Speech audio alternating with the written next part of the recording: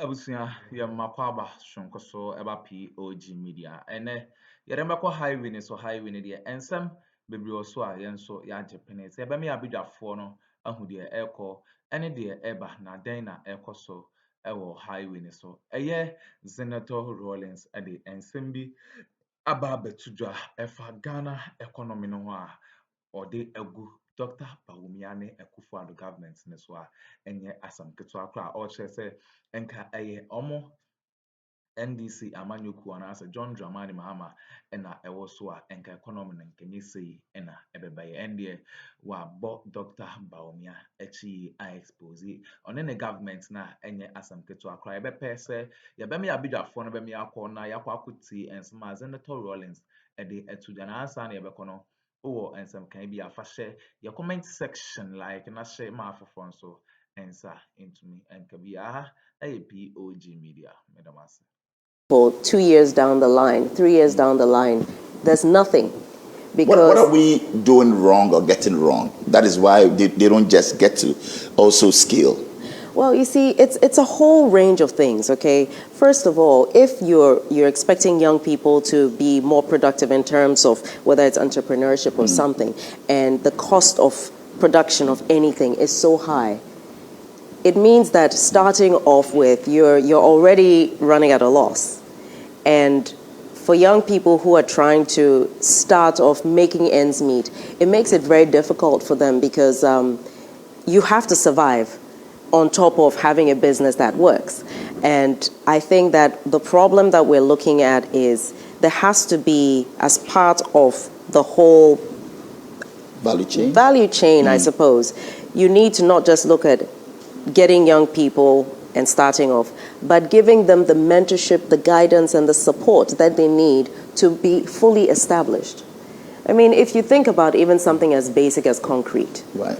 When you've put all the mortar there and you've spread it out, it needs time to set before you put something on top of it. But if you don't provide that time to set, which is that first 3 to 5 years of support given to young people who you're pushing into the entrepreneurship space, you're setting them up to fail.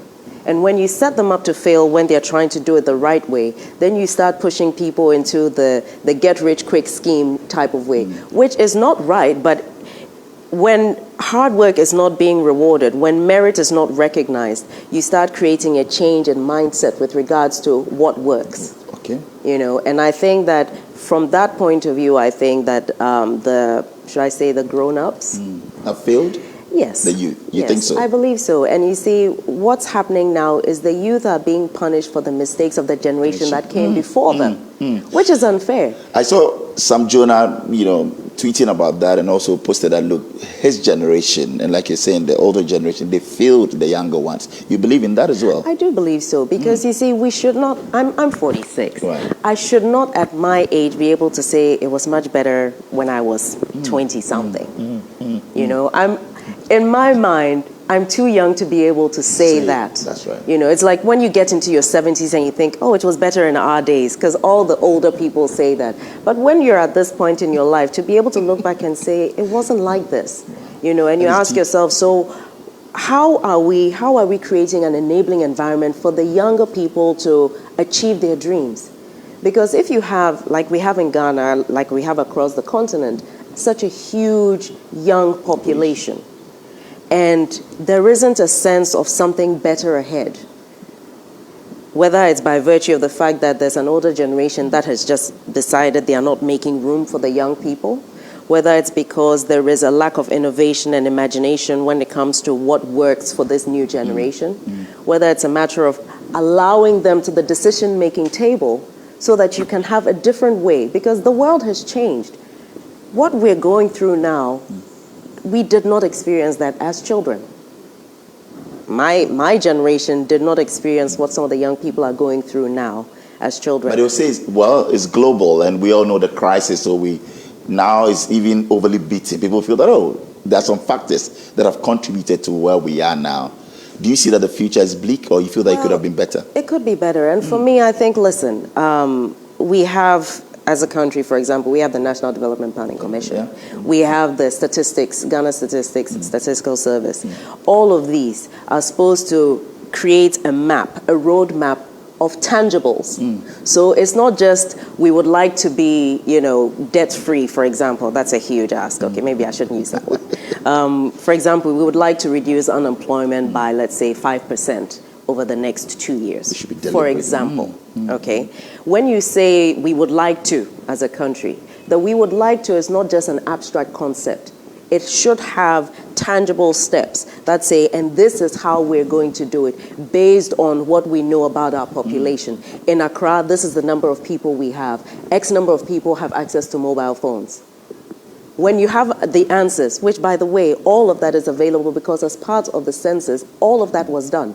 So when you're planning the size of a drain, for example, that size of a drain must have factored into it what has been the huge increase in population. And by virtue of that, this drain, is it going to be enough if you move it forward 5 years' time? If you're planning a road and you know your population 10 years ago was X and today the population based on your recent census is Y, how do you project into the future and make room for expansion of that road? But Honorable, isn't that where you say that our leaders have also failed us? And leaders, not just political leaders, but also managers of the economy, yes, professionals and all of that. Because we have the data, like you mentioned. Why are we still where we are? What are we getting wrong? I think there has to be more accountability. And also there should be a phrase that I've come to love, consequence management. When someone is given a job to do, if the person is meant to build a road and that road is meant to be fine for the next 10 years, and in a year's time there are potholes, that person should be made to account. And when you're building a road, you should have pavements because guess what? Pedestrians need to have a safe space that they can walk on. But that's where you lawmakers come in. You have to raise the issues. You have to bring it to the fore for people to be held accountable. We are not seeing much of that. Well, that's yes, the there's thing. a public accounts committee and all of that, but really. Exactly. So that's exactly what I was just going to say. Well, here's the thing.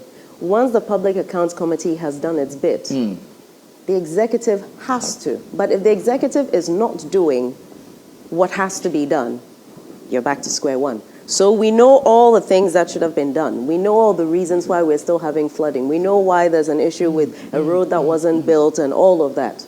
So it's the willpower, it's execution. Political will. Political will. Are you happy with the state of the Ghanaian economy today? I don't think anyone is. I don't think anyone is. I certainly am not. But I don't think anyone can actually hold their head up in all truth and say that we're fine, because we're far from fine. We are far from fine. No, we're not in a good space. We're not in a good space. When you default on loan repayments, you know you're not doing well. And there again, this is where I keep coming back to the issue about the fact that this generation of young people has been let down because you're not even leaving them with a legacy that they can build on, or even at the, there's a risk of them squandering something. There's nothing for them to even squander because they're being left with a burden that's not caused by them, which means that in addition to trying to make it, they're having to pay for the sins of their forebears. Do you fear for their future? For all of our futures. For all of our futures. If we are not going to stop this playing around in terms of the politics and understand that there is a direct relationship between what we do or we don't do in the political space and how it impacts people's lives. You see, I think that a certain level of there's almost a kind of a buffer that people are creating around themselves when it comes to politics. And it's like, oh, well, this is just political talk. Well, you know what? We should start being responsible for what we say politically. And this regardless of which party. You're not saying whether MPP or NDC, it's the politics. We should all just start being responsible in terms of our utterances politically because it has a direct impact on what happens to the people's daily lives. You're saying you're not happy with the economy as it is today. Will the NDC, granted, if given the chance, would you do anything different? I believe we will. Really? Yes. So it's not about If world we had- happenings and then, like, I just read yesterday the president saying that we're coming out of the woods. Things are getting better now. So look, they said they are going to bring back the economy. So it's just a matter of time. So maybe things happened. Would the NDC done anything different? Well, see, that's the thing. We weren't put in that situation, but we've had previous incidents where we've managed things differently. And to be very honest, I don't think I'd be sitting here as a representative of the NDC wanting to run for another term if I did not believe that my party had something better to offer this country. I think that we've always had a record of better performance in terms of, interventions, social interventions. Perhaps we haven't been good enough about speaking about what we've done. The MPP would disagree. Just yesterday, I heard Miracles Abuaje saying that when it comes to track record and all of that, and even the vice president has intimated that the MPP are better managers of the economy than the NDC.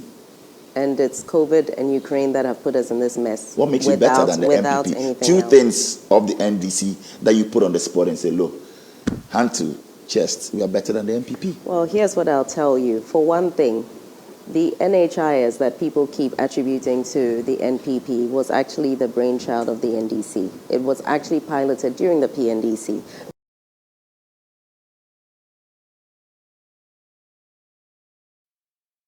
Record and all of that. And even the vice president has intimated that the MPP are better managers of the economy than the NDC. And it's COVID and Ukraine that have put us in this mess. What makes you better than the without MPP? anything Two else. things of the NDC that you put on the spot and say, look, hand to chest, we are better than the MPP. Well, here's what I'll tell you. For one thing, the NHIS that people keep attributing to the NPP was actually the brainchild of the NDC. It was actually piloted during the PNDC. So I think that, like I said, that's why I think that perhaps as the NDC, we're not marketing ourselves well enough and speaking about what we've achieved well enough.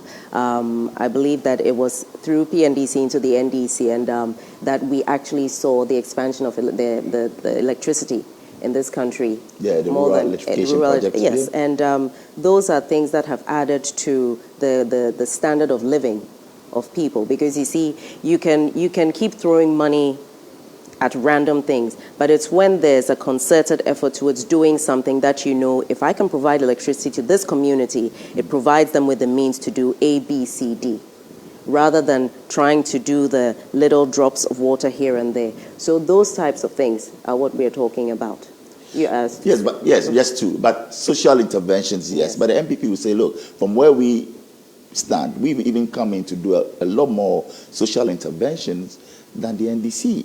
They talk about, yes, the bus, the transportation system, going out there with poverty alleviation and all of that, which naturally people will feel the NDC should have done that. Well, the other thing as well is a lot of the projects that the NPP has commissioned were actually started under the NDC. And a lot of contracts that we've seen coming to fruition under the NPP were actually originally signed under the NDC. Free SHS is not your idea or baby. The plan was to do something progressive.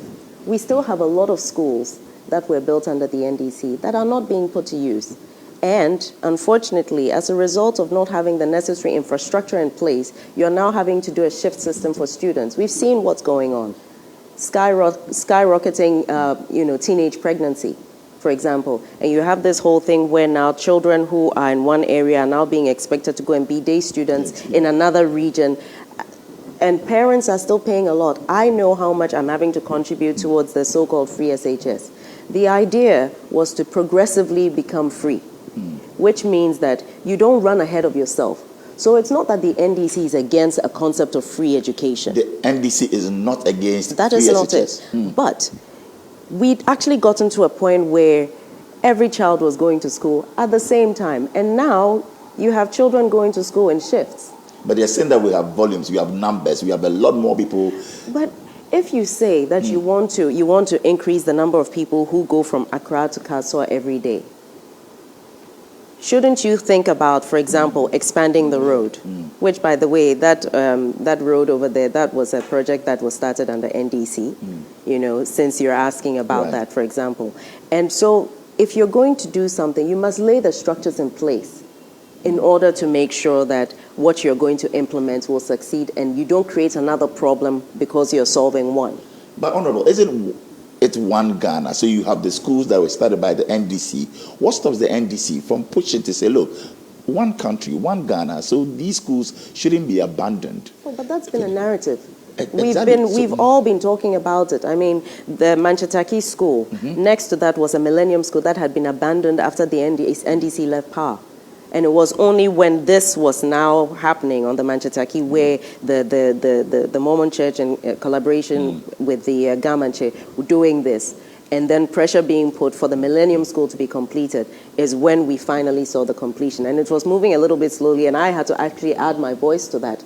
Point being, this is one country. Taxpayers' money is being used for things. We should not be seeing this situation where because one party has left office and another party has come in, projects are left to rot. Because that is actually, cost to the state. Are you happy that they've taken up the Saglame housing project, started under the NDC? Yes. Now the Minister for Works and Housing has moved in. There's some considerable work being done. Tender is out and all of that. Are you happy? At least there's some level of, continuation and consistency. For me, the issue of housing, yes, I'm happy about that because it's been left as a white elephant for too long. But for me, I think what's important is as we look at the issue of providing housing, we should not lose sight of the fact that the key phrase there, low cost. Affordable housing. Because if you're going to build lots of apartments and houses and they are outside of the bracket within which people who need housing the most can pay, you're back to square one. So there has to be real emphasis on the housing being made affordable and systems put in place that allow people to, whether it's some kind of a modified mortgage system that we can have here to suit people's incomes. Because if you look at how much people are paying as rent, and per rent control, you're not actually meant to pay advance. But people have no choice because if you don't do it, someone else is going to do it. You won't have a place to stay. So you have all of these things that should be happening properly to protect citizens. And yet there's always this dancing around issues. So a tenant who needs to have a house is now being, harassed because the person can't pay 2 years and somebody else is offering to pay 2 years. That's unfair. And there are systems in place that are supposed to protect the tenant. Are we seeing that? So it's all about enforcement and all that. We'll be going for a short break now. Our break is due. But what one word best describes the handlers of this economy from you? Reckless. We'll be right back after this break. More practicing, or do you even practice? No, I don't practice actively at the moment, but I do put my background to use by making sure that every day, at least twice a year in various sectors of my constituency, we do health outreach programs and with a group of medical professionals. For the last couple of years, it's been with the Ghana Medical Association, Ghana Medical Women Association. And what we do is we put a team together of medical practitioners, and then we have pharmacists as well.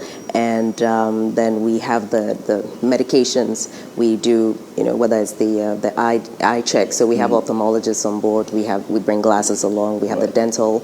We do women's checks as well, cervical screening and breast screening. So you're doing the whole 360. You're not just limited to, your field of practice. No. Okay. No. Because sometimes my constituency appears to be an urban one, but we have some peculiar challenges which make it quite important for us to have a whole team of medics when we do these medical out screening programs with the purpose of ensuring that those who may not be able to afford medical care don't get lost in the community. And then we bring the medications as well. So after a prescription is given, you're not asked to go and buy it. You actually get the medications for free. Are you providing these for free? Yes. Wow, impressive. Yes. Do you miss the consulting room? Do you miss the hospital or clinics? Do you? Sometimes I do. Sometimes I do. And so I use my medical eyes to just do spot diagnoses on people and, occasionally just give a bit of guidance and say, have you checked your thyroid? Have you done this on that? But in general, I think politics has a way of invading every aspect of your life, and I think it has effectively done that. With Ever me. rendered that service in Parliament where maybe you saw that a colleague wasn't too well and you have to diagnose or maybe go in there and say, look, I prescribed this for you? Do you do that? Not prescribing, but I did. It's happened a few times, and the colleagues actually came back and said, actually, you were right. Nobody had actually mentioned this, but thanks for pointing it out. Wow. You know, culturally, it's almost taboo to mention to someone when something is wrong and you can see.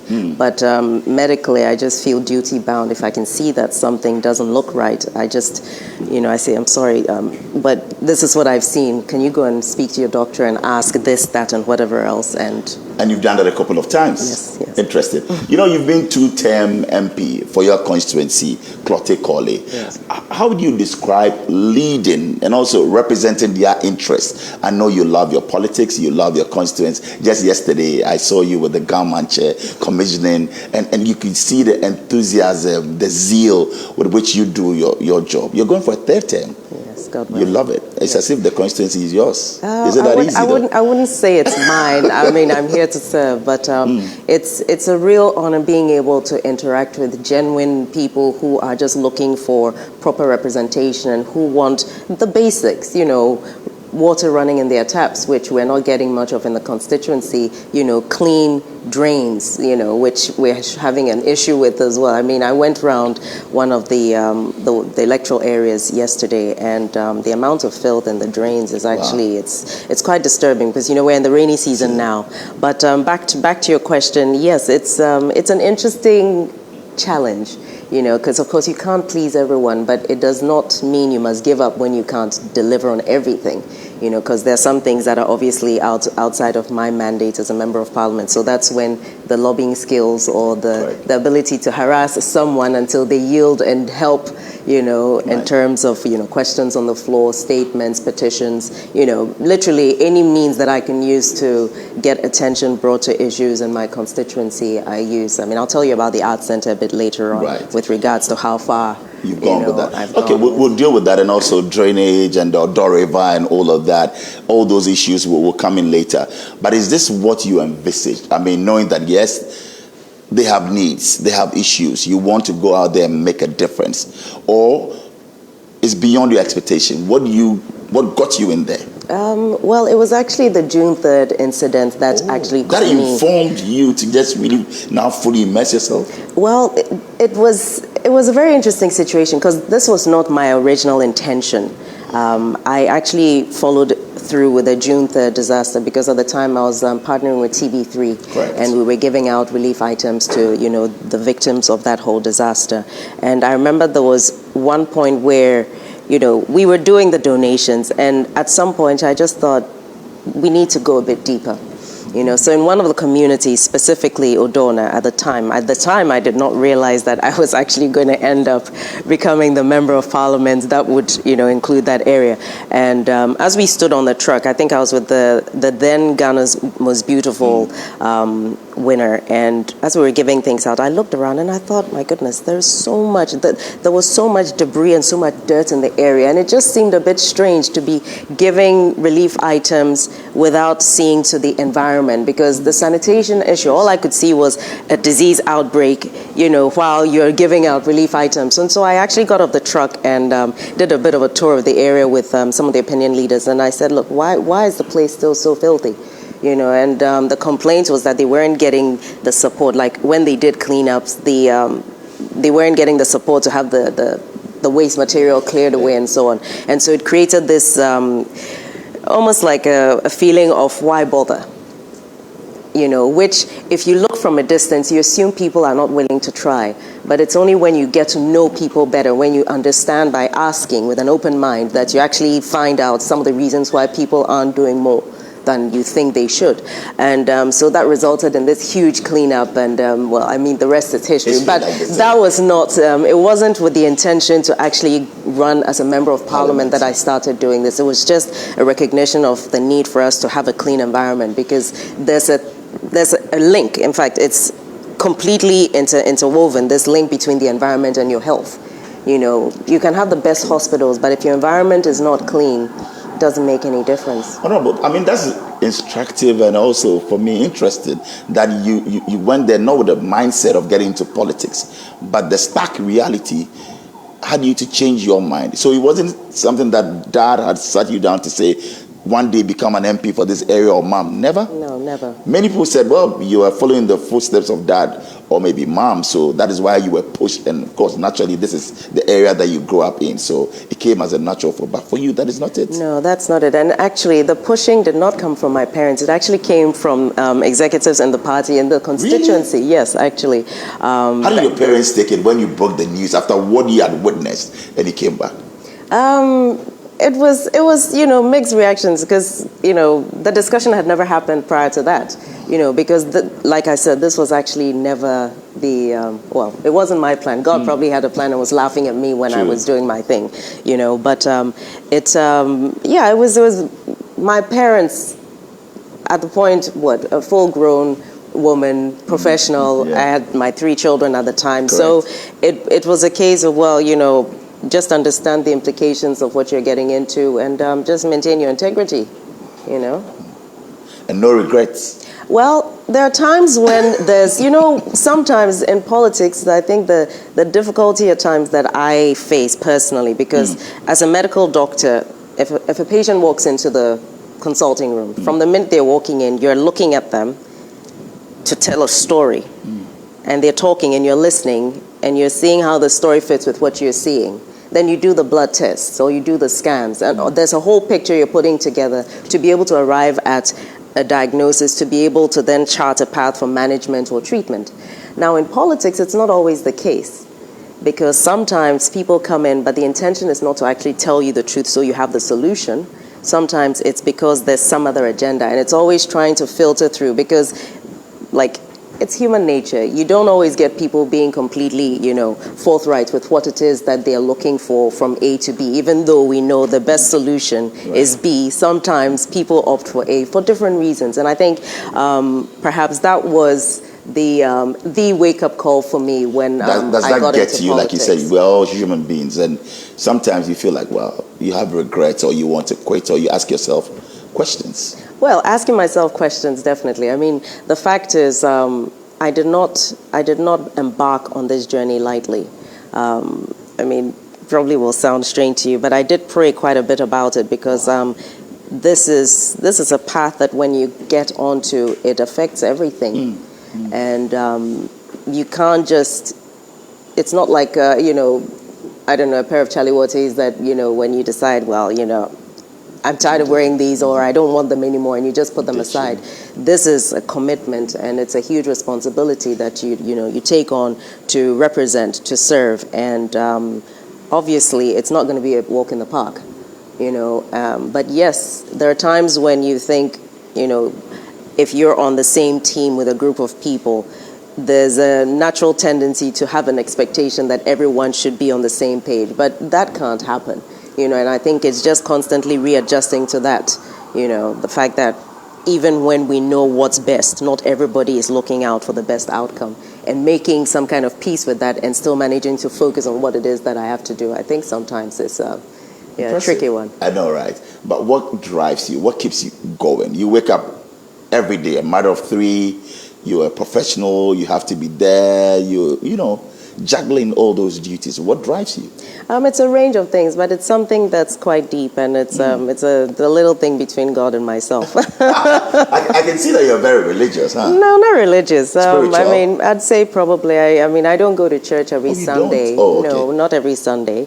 But I do take my relationship with God quite seriously. Why not? If you do take the relationship that you have with God very seriously, and is it the exigencies of time? Is it that you're just not busy, or you don't care? No. It's different factors. On some Sundays I have to go for a program in my constituency, and it's duty. I must be there. Right. And at the end of the day, God knows my heart. So I don't think that personally, I'm of the view that it isn't going to church every Sunday that makes me a Christian, for example.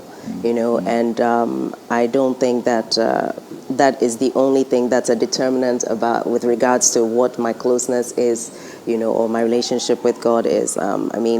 for me, the ability to maintain a certain level of integrity while I do what I do, to be decent even when people are not, to be able to say, this is not mine and I will not take what's not mine.